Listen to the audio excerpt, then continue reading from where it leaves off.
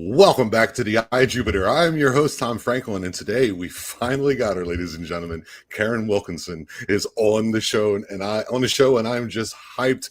We've been working on this for a while. There's just been some complications, and either way, she's here. I'm very happy. If you're very happy to be here, please do me a favor, like and subscribe to the show. If you keep coming back and you haven't subscribed, please do that as well. If you'd like to get some hats, t-shirts, you want to contact me on all my socials, link in the description below. And if you want to, contact me, reach out to me, and you have a story or something you wanted to, share with us, share with the audience, share with the eye, please do me a favor, and you can do that at the Eye of Jupiter podcast at gmail.com. One more time, the Eye of Jupiter podcast at gmail.com. So with all that out of the way, let's have a warm welcome to our wonderful guest, Mrs. Karin Wilkinson. Hi, Tom. How are you? I'm so honored to be here on your show. I'm so happy that you're finally here. I was contacted, I think it was 6 months ago, by my moderator. Shout out to Pam Stefanich. I don't know if you probably know her. She is the power behind the show. She always is looking out for me, and she said you need to reach out to Karin Wilkinson, and I did, and now you're here, and it's pretty crazy. Finally, we've been trying to get this scheduled for a while, so I'm so glad it finally happened. I'm so glad I'm here. Thank you. Yeah, that's great. It's great. Karin, for those who don't know, tell us a little bit about yourself and where we can find you. Things of that nature, please.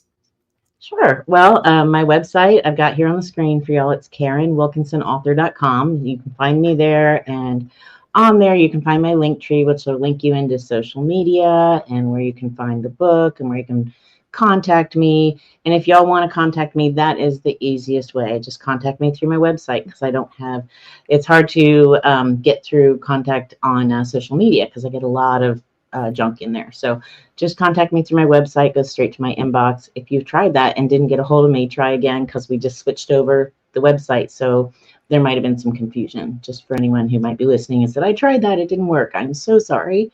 Try again, please, because I do want to get your messages. I'm Karin Wilkinson, and I am a former UFO abductee, experiencer, and I have spent, years and years researching, studying, figuring out who and what these things are, why they took me, how to stop it. And the process of me beginning to share my story put me in contact with L.A. Marzulli, who some of you might know.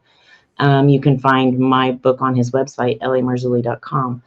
And he is the one who convinced me to write this book, or suggested that I write this book. It's a little better. I had never shared my story before, and honestly, I did not know who he was. And I was just led to him and shared my story with him, and it ended up in the 4th movie in his UFO series on abductions. Wow. And then again in the 6th movie and the 10th in that series, which was an excellent series of movies, documentary movies. And from there, it just went into writing the book, and it's been an incredible adventure. Not something I ever expected to do. I never thought I would share this story. The stigma behind it is still so strong. Yeah, I can only imagine. It must be good though, when you're in the trench with these situations. I can't compare.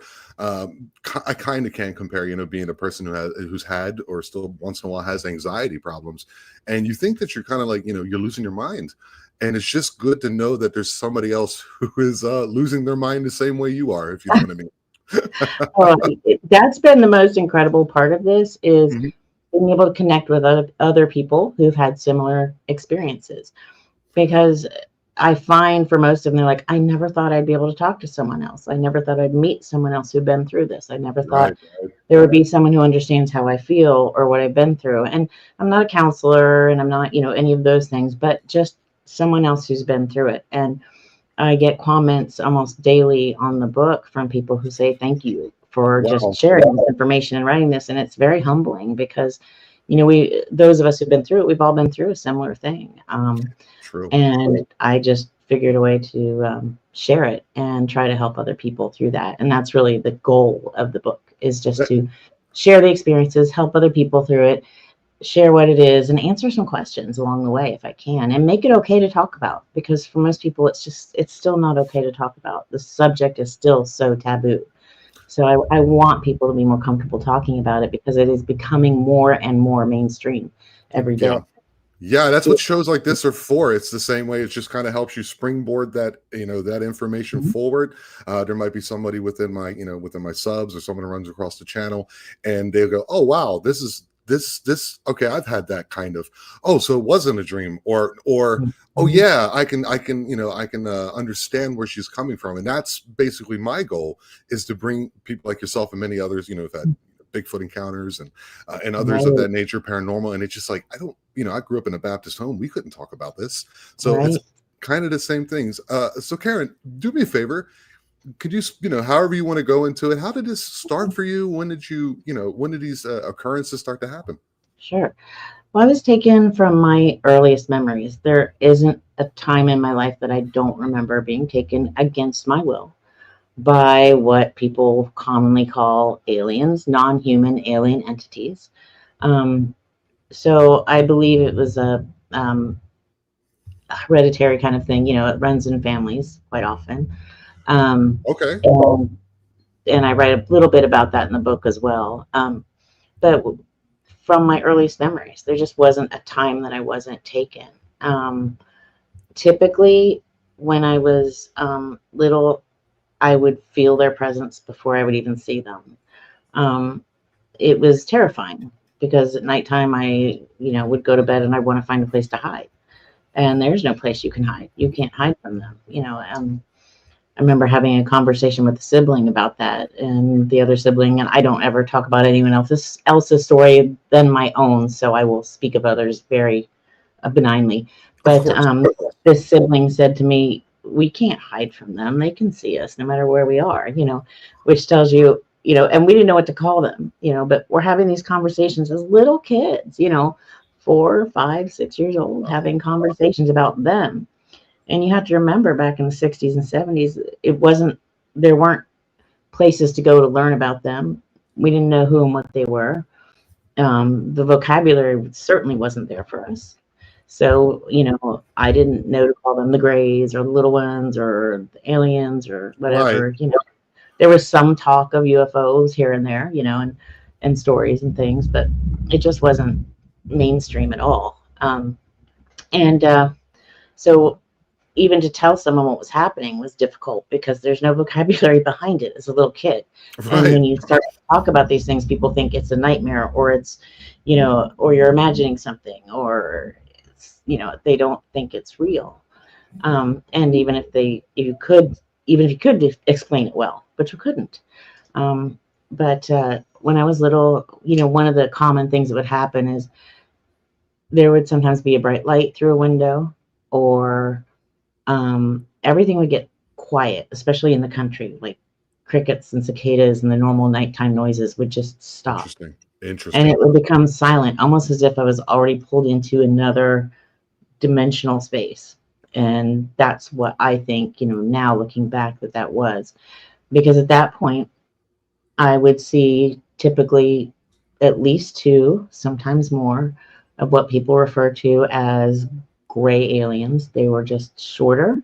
They had the big bulbous heads. They were more beige kind of in color. I mean, the color is really hard to describe, almost kind of a beige gray, but and it's dark. It's hard to see them at night. And they would sometimes be at the foot of bed. Sometimes they would be outside the window, or sometimes hovering somewhere in the room or in a corner, just different places. That in itself was terrifying. And they had the big black screen looking eyes, and their eyes didn't move. Their eyes were just like fixed like a screen. And it was terrifying as a kid. Yeah. Yeah.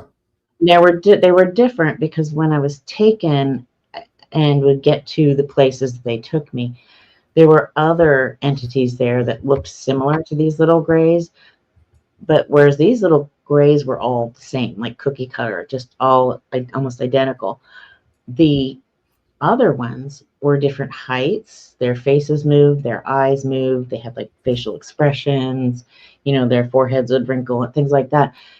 And so it was clear that these little ones were some sort of a, almost robotic, like a meat Oh, or autonomous. kind of like their Mars rover per se. Yeah, Yeah. Hmm. exactly. It was a created entity to come and get me, or anyone else who would be taken, and then deliver me to wherever I was going. And so, but when these things, so I'll back up again a little bit. So when they would show up, sometimes they had a very bad smell to them, sort of like sulfur, dead animal, urine, kind of, ammonia-y, just depended. And some of them didn't have any scent at all.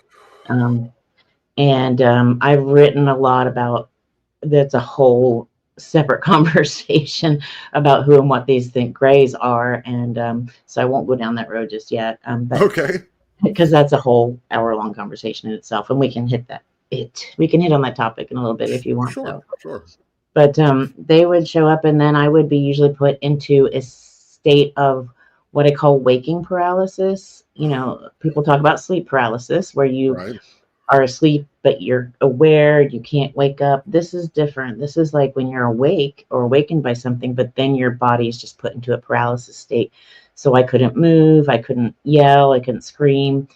And even if I could scream before they put me in that state, if there was someone else in the room with me, like a sibling or, husband or something later in life, they wouldn't rouse. It's like they were put into a state of just this deep sleep, like a trance-like.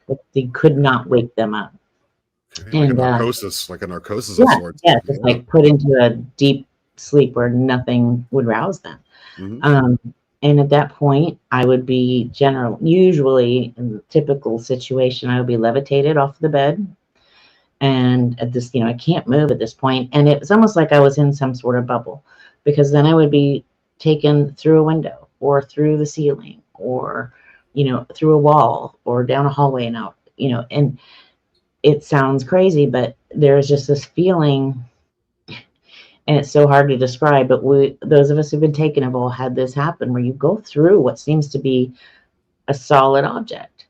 Yes. But they are dealing with what we call, and Dr. David Jacobs coins in his books, future physics, where you're dealing with physics that are beyond our understanding. I think that when they would come to take me, they would put me into almost sort of a space-time warp bubble, where that's how they were able to do that. So I'm outside of this space, outside of this time, because you hear a lot about people saying missing time. Yet time didn't pass the same when I was taken or when I was gone. Come back sometimes 15 seconds earlier than when I left. Whoa, really? Oh, yeah. Oh, especially wow. during the day. I'd be sitting somewhere, maybe even in school or something like that. And all of a sudden I'm back in my seat. And I know what's going to happen for the next 15 to 30 seconds. Because deja vu normally doesn't last that long. Deja vu, maybe 5 seconds, maybe 5 seconds. But you get like 15, 30 seconds, that's and it happens over and over again. You're like, memory's been compromised, but I know something's happened. And there's this feeling you get, for me, post being taken, where it lingers and you can still feel this, and it's like a 17th sense, it's so hard to describe, because unless you experienced it, because you could still feel the effects, the after effects of what happened. It's because you've been pushed into an area where space and time don't exist the same way. My body was aging more slowly. They were for different surgeries. When I was younger, they'd be like, your chronological age and your physical age aren't matching up. It's like your body has aged more slowly. Well, if I was spending time outside of this time, that makes sense. And I've noticed that has happened to other abductees as well. I didn't know that. I didn't know that at all. Wow. Yeah. So there's some really interesting anomalous things that happen, and then the injuries that come along with it. And in the book, I provide a government report that came out in, I think it was 2021 or 2022, that lists the injuries that the government is aware of that are part of what happens when you are exposed to these beings, these craft. And those of us who've been taken, we have almost everything on this huge list. I think there's like 200 things on this list, from missing pregnancies to bone growth anomalies, which I have in spades, to all kinds of autoimmune disorders, to lesions, to burns, different things that are very hard to describe. Lesions on your brain, sclerosis, things like that. So the after effects that we have, for those who say, well, there's no proof, there's so much physical proof out there of that these things happen. But at that point, when I was taken, I would be generally go into a state of sleep, or they would, kind of put me into a state of sleep where I would wake up sometimes on an exam table. And, I'm a little kid. They're doing things to me. I don't know what they're doing. Usually, without my clothing, without my pajamas, because usually it was at night. Sometimes I'd wake up at what looked like banks of elevator doors, and they would escort me through, and these elevators would just go down and down and down. And then I would get on what I called, when I was little, the sideways elevators, because when I was younger, vehicles made a lot of noise, trains, cars, everything. And it wasn't like today where we have electric vehicles. So I think it was some sort of high-speed train, but all I could equate it with was similar to being on an elevator, but it didn't go up and down. It went at angles up and down, or side to side, things like that.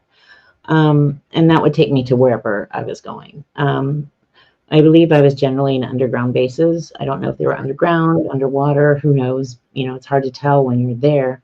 But these places were huge. I mean, bigger than football stadiums and, airports and all that kind of thing put together. They just mazes of hallways and stairwells and elevators and rooms and, strangely lit. Some areas were bright. Some areas were super dark. And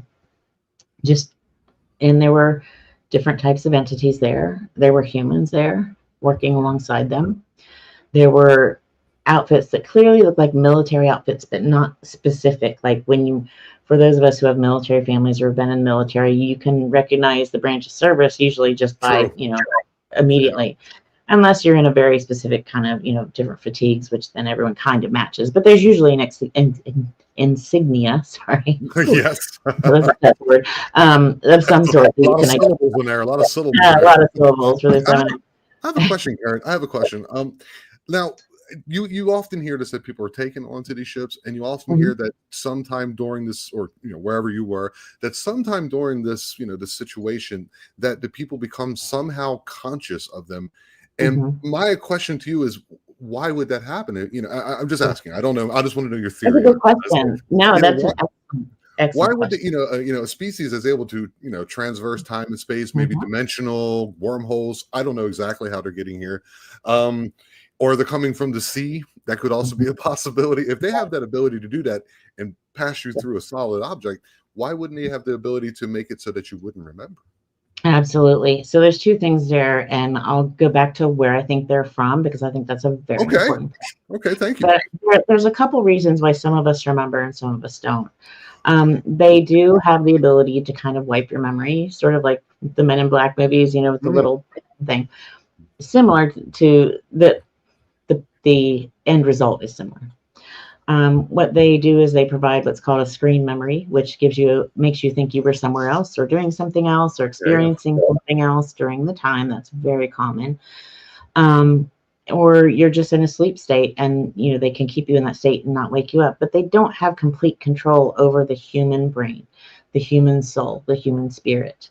That is something that we uniquely have, and that we are uniquely in control in our connection with our creator that we have, with God. So I think that's where there is some issues. And for me, when I was about 5 or 6 years old, I think it was like 6 years old, I really had just a complete breakdown.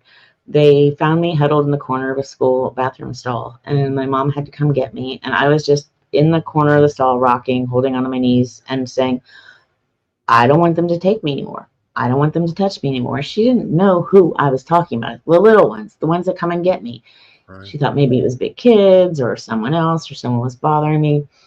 She coaxed me out, took me to the doctor to get an exam, because she thought maybe I'd been abused in some way. Okay. And he's like, there's unusual marks, sure. But, I had a crazy burn mark on my back, stuff like that. But whatever happened to her, she's young, she'll forget. This is, 60s and 70s is a different time. And they didn't know who I was talking about. There was no one there for me to point the finger at. I realized at that point, so young, that no one was going to be able to come and help me or save me. And I literally created this dissociation where I would just let my mind just not engaged when they would take me, so that I didn't have to experience the trauma that I was going through. Makes But that complete and didn't utter mean sense. that mine Makes was so not much there, sense. right? So Yeah. when you disengage like that, they have so little control over your mind, because you have literally put a steel wall down between you and them. And I talk to other former abductees and experiencers who have memories as I do, and I don't remember everything. Don't get me wrong. I only have some memories of some events, and patchy memories of beginnings and ends here and there, or middle parts, but not complete memories of everything. But I think when you have that dissociation, it allows you to be experiencing these things, but not act as if you're conscious of them at the time. So it's hard to erase or to control someone's memory when you're not focusing on that event. And so then it allows you to bring that back to the forefront later. And it happened, you're just refusing to acknowledge it. But Right. it doesn't mean the memory's not there. It doesn't mean the event didn't happen. It's just you're not going to deal with it emotionally or physically. And that happens to people in all kinds of different traumatic situations, and it's a protective mechanism. It's kind of built into us.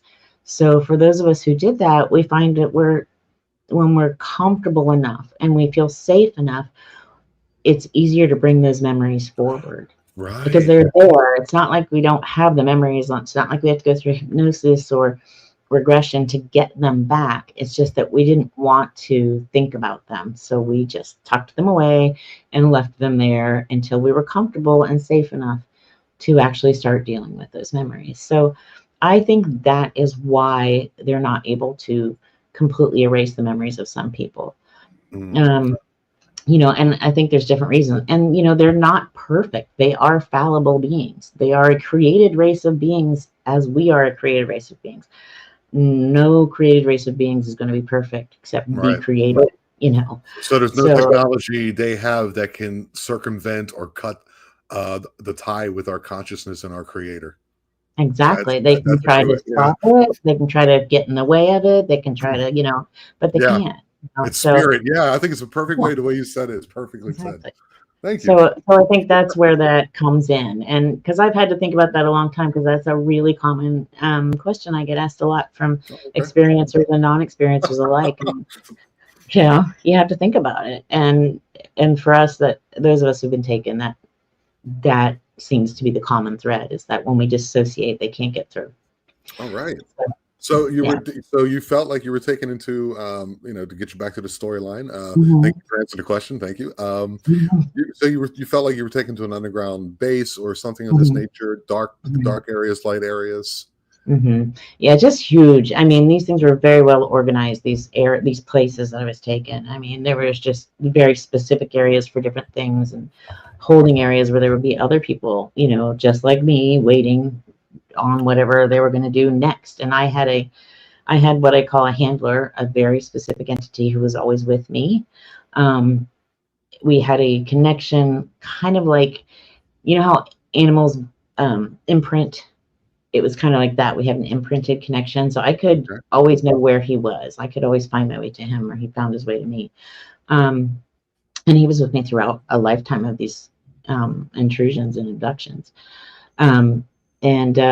But there were different people there being taken, for different reasons. I don't know why, nobody sits there and says, here's what we're doing with everybody. Unfortunately, it's just terrifying for most people.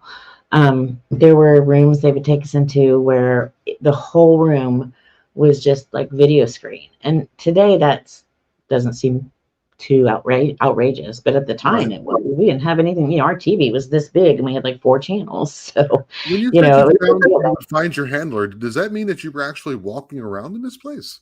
Oh yes, exactly. Okay. I mean, not always all over, and certainly it was different every time, but yeah. Absolutely. Absolutely. And he would, make sure I got to where they wanted me to be at that point in time. And, different things happen at different times. So I try to cover a lot of that, because there's so much to, so many different types of things that happen. I try to cover some of that in the book too, but it's just depended on what age I was or what they were doing, or, No, what kind of I just didn't want to gloss over that. You said he yeah, would yeah. find you and you would find him. I'm like, what do you mean you would find him? Okay, thank you. And other people had handlers too. And, I did not realize how many, I've spoken to so many other people who also had their own handlers.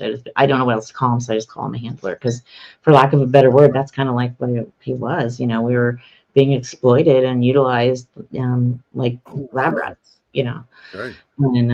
And so I had this person, and he was with me throughout my entire lifetime. I had a Stockholm syndrome type relationship with him. Wow.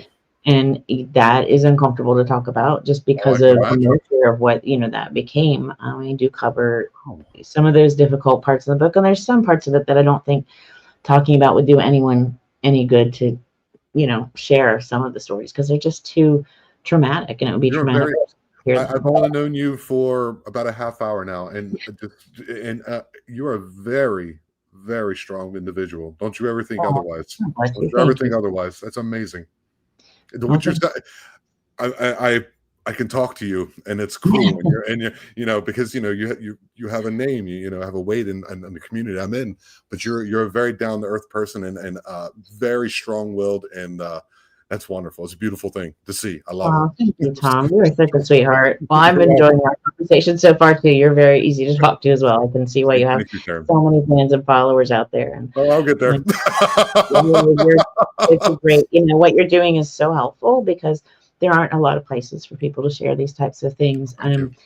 and comfortable areas. Trust me, I've been on some shows that were very uncomfortable. I can imagine. Yeah, so I appreciate you and what you're doing.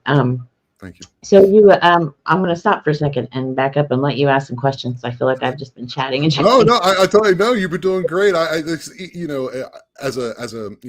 the position I am, the interviewer, I always get those mixed up sometimes.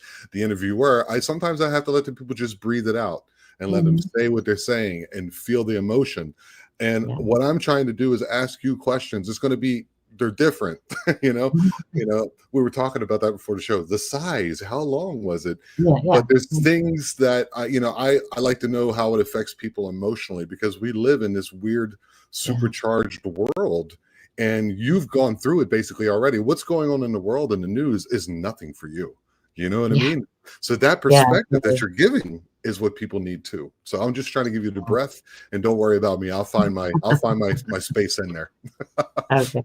Well, great. Well, speaking of the news and the world, the movie The Age of Disclosure just was finally released. It premiered. I live in the Austin, Texas area, and it was released out here at the South by Southwest Music Festival, or sorry, at the one of the festivals last year, and it then was not released to the general public, and it finally has been, and that was really interesting to watch, because while it kind of goes down the same, a lot of things we've seen, a lot of Lou Elizondo and a lot of government officials talking about what they know.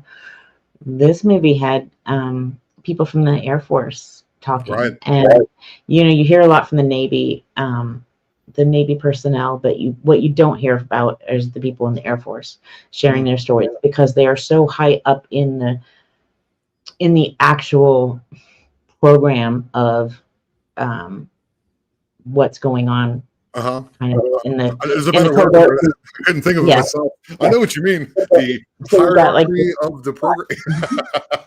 And they talk about the program's name is the I have it written down here because I knew I would forget, but it's the program is just anyway, but they talk about a lot of these programs that have been in place for a long time, and those of you things about how the CIA and the Air Force and the government contractors and the external these external contractors and all these different groups are involved. So for those of us who've been through this, we'll watch and listen to these things going, look, the people in the hallowed halls of Congress are confirming, yes, we have the crash craft. Yes, we have the non-human biologics. Yes, these things do exist. Yes, they are a threat to national security.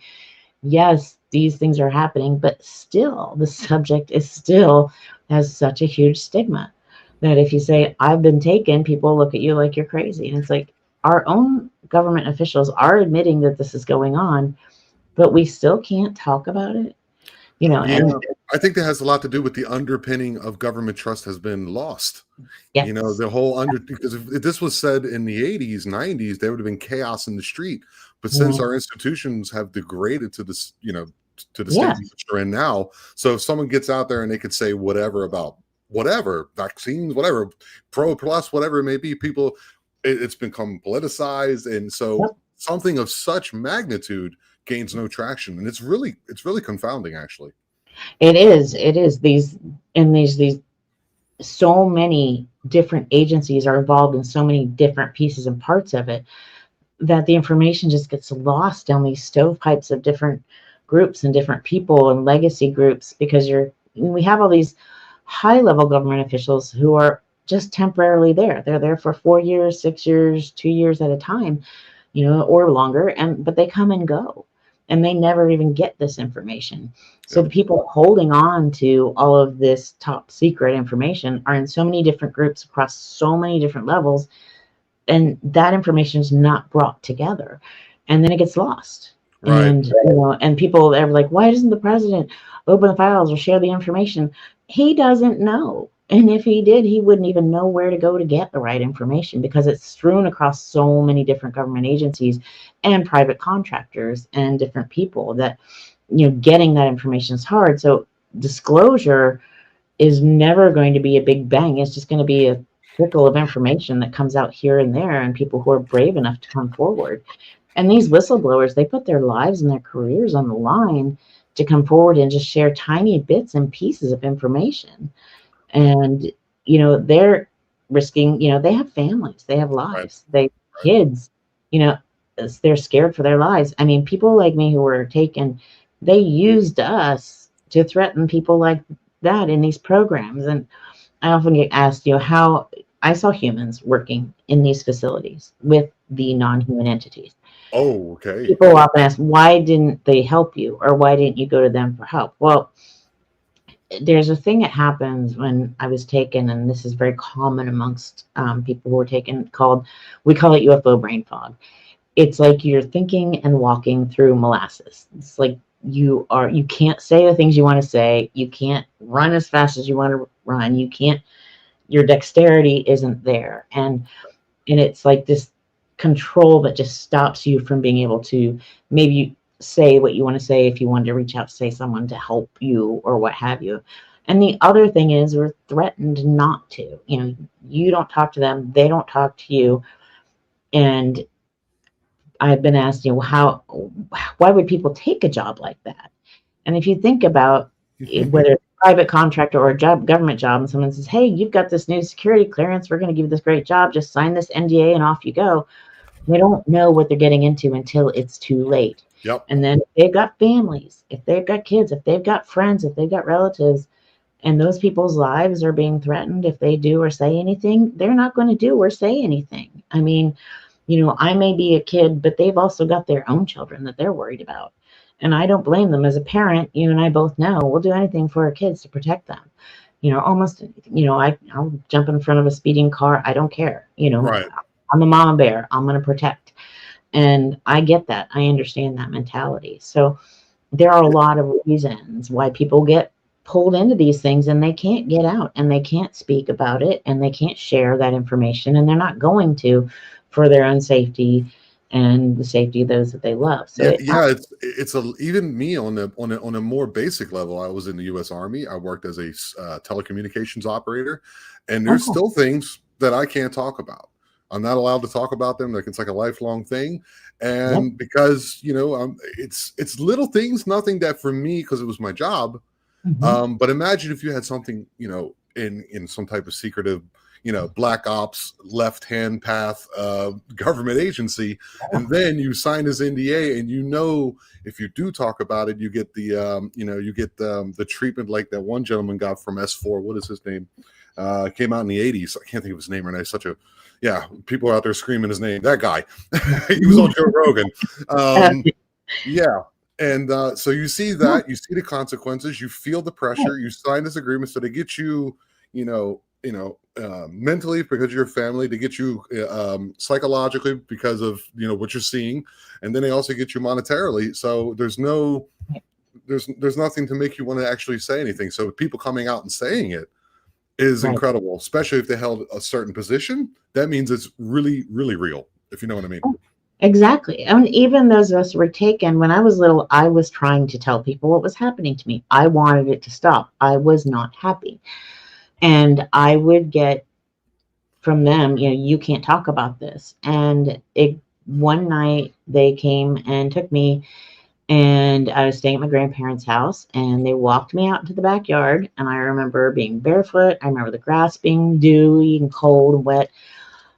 And we had this like clothesline that separated the backyard and then went down a hill on the other side. It was a huge farm, like 200 and some acres of land, a huge, huge area. And they walked me out there, and then and this is where a screen memory comes in.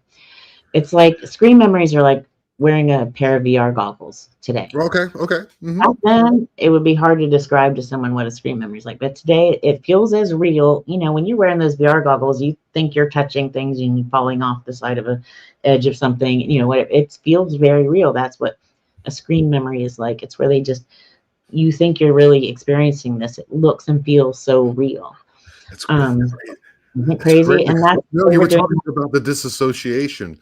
So I'm just connecting in my brain. So if you're imagining you're wearing VR goggles, if it's like your mom, somebody who's a little bit older, and she will actually think she's falling, but someone who knows about it would say, it looks like I'm falling, but I'm not. So your disassociation from the illusion.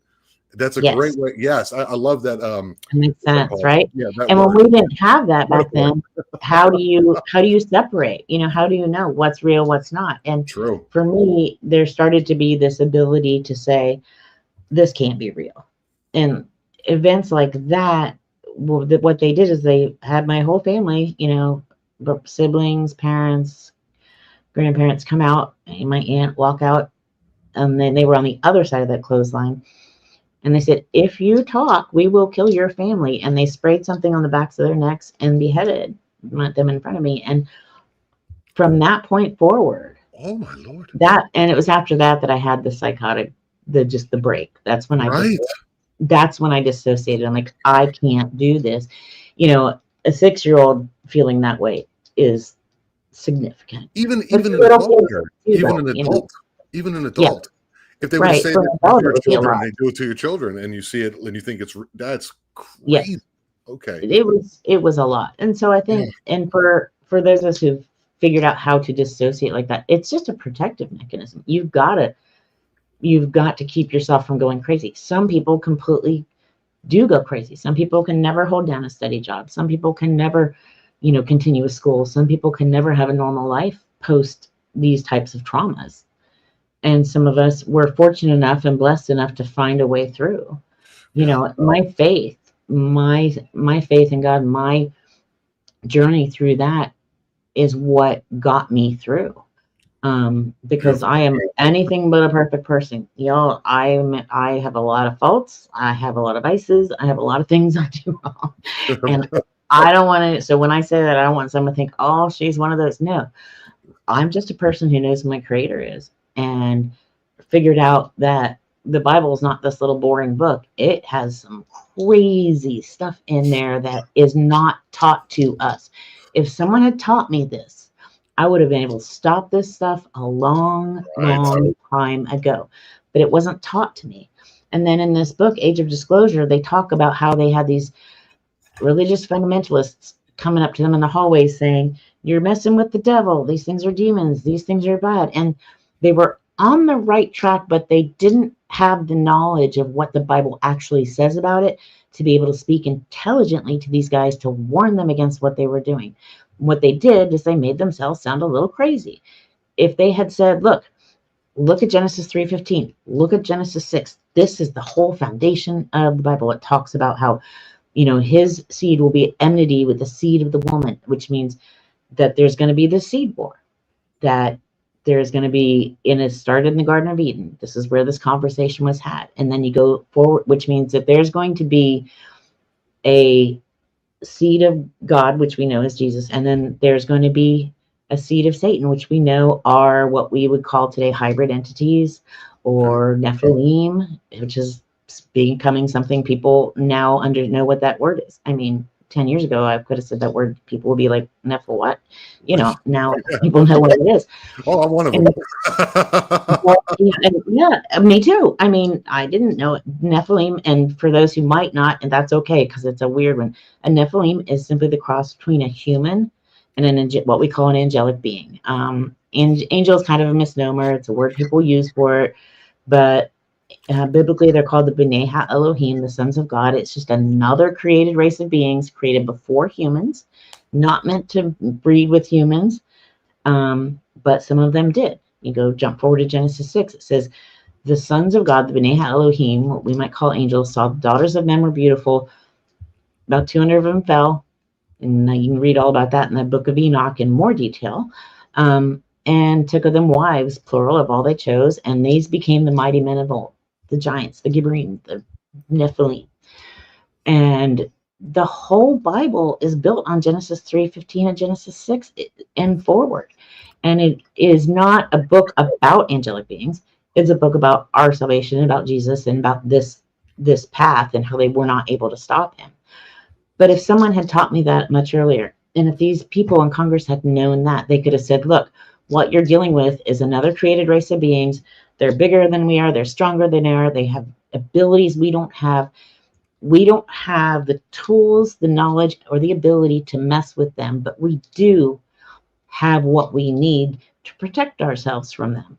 Right. We can call on our Creator, and He will protect us from them. Right. But you understand that. But see, they don't know that, and so they don't know how the Bible's put together and what it actually says, because everyone thinks it's this boring book. You go sit in a pew and you listen, because we're taught so different. We're not taught the really cool parts of it, the stuff that's really important. If I had been taught that, I could have stopped this so long ago. I've stopped it now, and that's great. And I don't blame you. Okay, that's going to be a question as this continues, but sure, great. Great. Sorry. That's wonderful. That's wonderful. Yeah, I know I kind of went down a rabbit hole there, but that's not a problem. So we were just, you're saying that our power is our connection to God, and God being the all-powerful being, therefore we are protected because we are in His image. Yeah, and we're as long as we know to call on Him. We can't do anything, but He can do everything for us and through us. And it is by His hand that we're saved and that we're taken care of and that we're protected. But the adversary knows that. And the adversary lies. It says Satan comes as an angel of light. He's going to come as something beautiful and say, hey, I'm your benevolent space brother, and I'm here to, save the world, and we're going to work on climate control, and we're going to do all these good things, and we're not going to litter, and those are all good things, right? And benevolent space is a term coined by George Adamski back in the 1950s. But on the same hand, you can't tell me that someone who kidnaps a 5-year-old child, rapes men and women, mutilates cattle and humans, taking people against their will, those are not the actions of a benevolent entity. Right. But they can say they are. And they can come up, every good lie is peppered with truth, because you hold on to that truth and the rest of it then kind of makes sense, and you're easily led into it. I use the analogy of like a carjacker doesn't walk around with a t-shirt that says, hey, I'm going to, steal your car, or steal your purse, or, steal your wallet, or I'm going to go and rob this bank. They don't announce that. The bad guys walk around acting like good guys so they can get away with it. So the real bad ones. There's ones who play. There's ones below who carried a knife and got the tattoo of the tear and all that. But then there's the ones above them that hide in plain sight. Yes. Yeah. It's the ones that hide in plain sight. It's the school teachers or the pastors or the neighbors or the volunteer at the soup kitchen, that they're doing good things in the community so they can get away with worse things when you're not looking. And I'm not saying people who do those good things are bad. I'm just saying the bad guys are going to try to find a way to appear to look like they're doing good things to get away with it. And there are thousands of hours of TV programming on weekly about just that kind of thing. I married a monster, or the murderer next door, or Look at the serial killers. I mean, come on. Nobody got into those cars thinking they were getting in the car with a serial killer. They thought it was a nice person offering them a ride, or, whatever the case might be. That was interesting that you brought up the global warming and the recycling and taking care of the earth thing. That's why I said, whoa. And the reason I say whoa, because a lot of people that I've spoken to will say that's the message that I was getting. And you're saying that's the back door in. That's so interesting. It blew my mind. No. Well, good. Well, I got that message. They gave me that message. They told me I was important. I was part of something bigger. I was helping, right? But you can't tell, there comes a point where you realize this isn't right. It's not okay. When I'm hearing the screams of children and animals throughout my whole life, some of them my own screams, those things don't leave you. And you can't justify that to me no matter how hard you try. But for a while, I was drinking the Kool-Aid. I bought into it. And because it's easier to justify it that way than to admit what's happening. And that's just part of that separation again, where you say, I can either deal with the reality of the situation, or I can go along with this pretend game of they're benevolent and it's all good. Right. But every story has, even the people who say they've had these benevolent interactions, I have yet to see one that doesn't say, well, yeah, that was horrible that happened to me, but if they had good intentions. If they had good intentions, this stuff wouldn't be going on. They'd come down, they'd give us cure to cancer, like everyone says, it's, world peace, all the things that we want, free energy, what have you. Those things would be done. But that's not intentions are everything. Intentions are everything. Yeah. Exactly. If you want us to do these things so bad, you do it.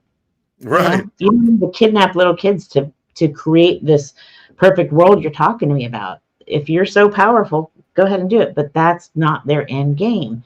They're just manipulating people to believing that they're these good guys when they're not. Now, I'm not saying there aren't good ones. There are good angelic beings and there are bad ones. The problem is we are not equipped to tell the difference. God is. And we have to have that guidance or we won't be able to tell. And we can't go looking for them, because that's like going out on, into the bad side of town and saying, there's one good person in here and I'm going to figure out who that is and not get myself in trouble. That's not going to happen, and flashing money around while you're doing it and all this, that's just not going to work. We are not equipped. And you were talking about the end game. Maybe you can tie into what happens to you. What has happened to you? I got to use past tense forms. I am an English tutor. You wouldn't figure it out by the way I speak. But so you take what has happened to you, and you mentioned end game. So that means you believe there's an end game to it.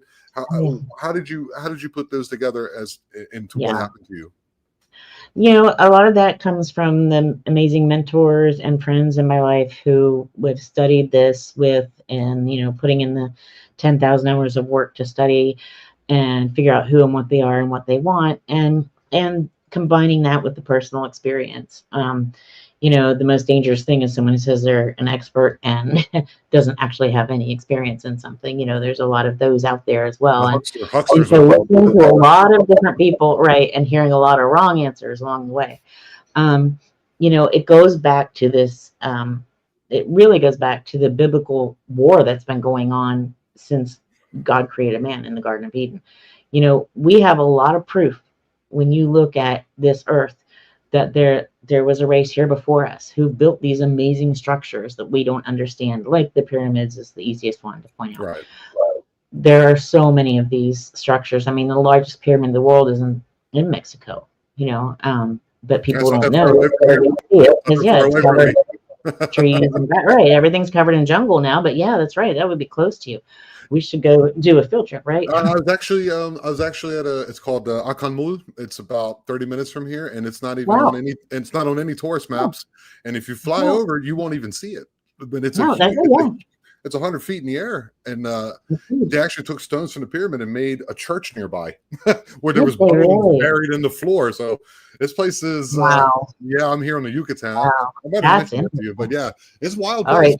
That's a conversation we're going to have later, because I want to hear more about what you've learned about that place. But see, and most people don't know about that. And so that says an awful lot about your understanding of these things. You are the real deal, Tom, and this is amazing to I talk don't to know you. real deal what, but we'll figure it out one day. Well, you know a lot about it, so that's, you understand what's really going on out there, and that's really cool. And About all that plays into the end game. So we know that there was, there was a race here before us, and Okay. when they went off path, and we know from ancient texts, not just the Bible, the Christian Bible, but all kinds of ancient texts all over the world, they all mirror this same story of how they fell, they got in trouble, the earth was destroyed. We think that there were at least 3, possibly more catastrophic floods, including Noah's.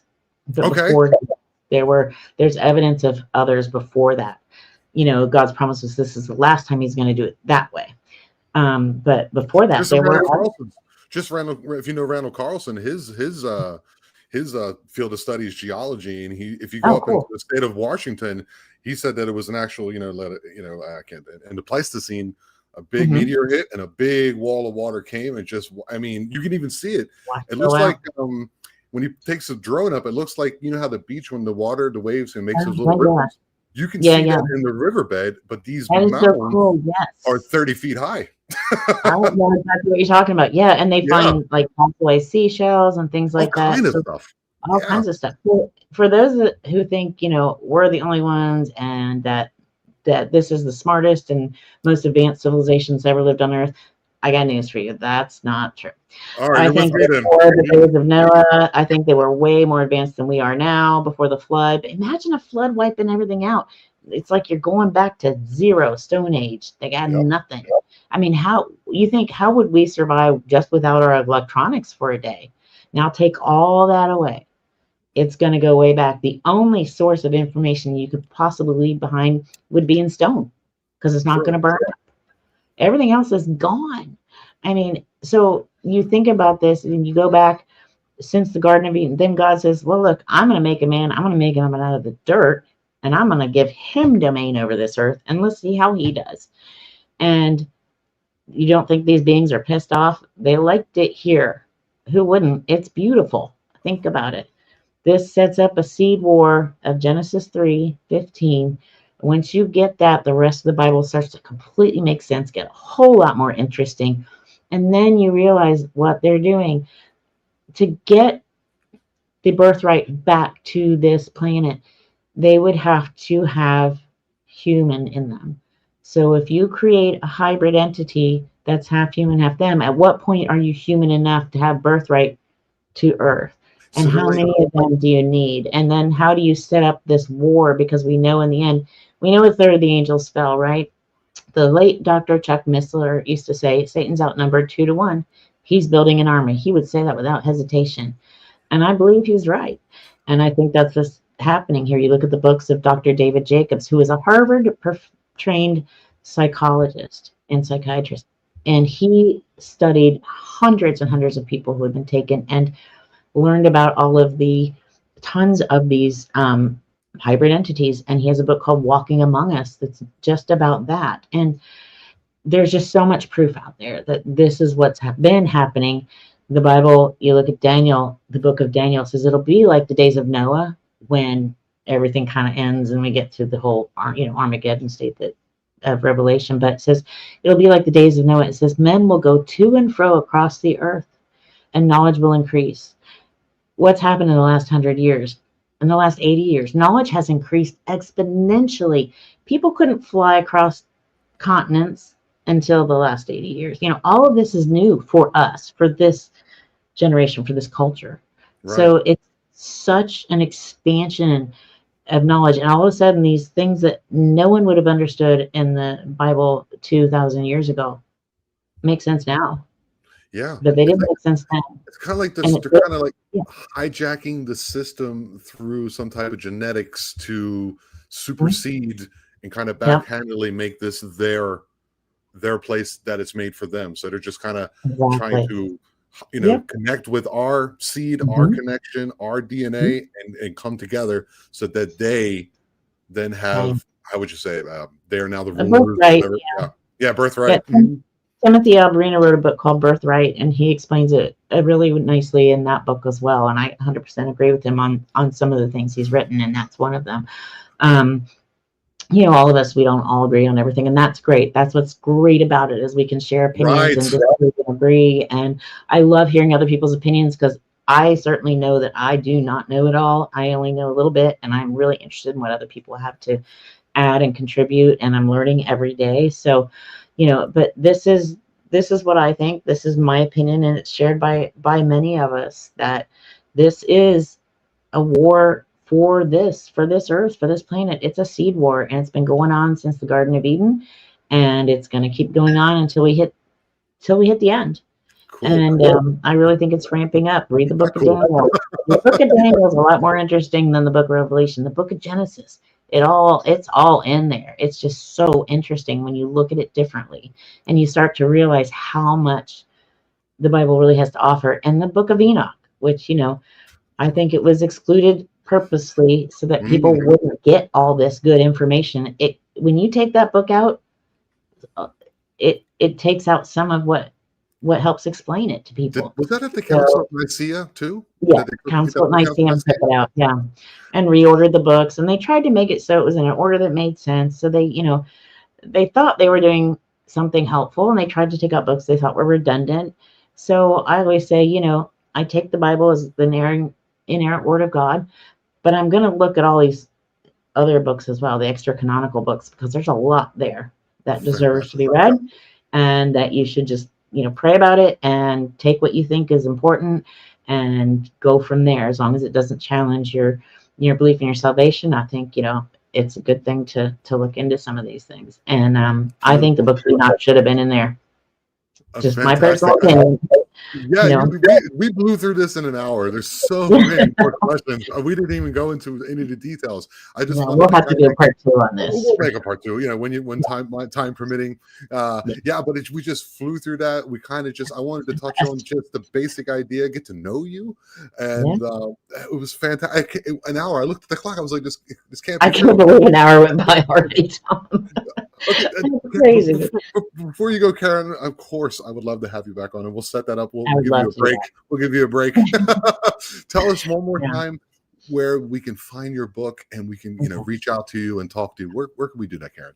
Yeah, just go to my website, KarinWilkinsonAuthor.com, and you can navigate from there into all the social media pages, and you can navigate from there to L.A. Marzulli's page, where you can get the book. Right now, it's only exclusively at lamarzulli.com, or you can find us in person, but you can get anywhere through my website, and you can contact me through the website as well. That is really the only way to make sure you'll get in contact with me. Otherwise, it's hard to look through messages on social media, so I don't manage those inboxes. Once in a while, I'll go and just check real quick to make sure. You don't have to explain it to me. You don't have to explain it to me.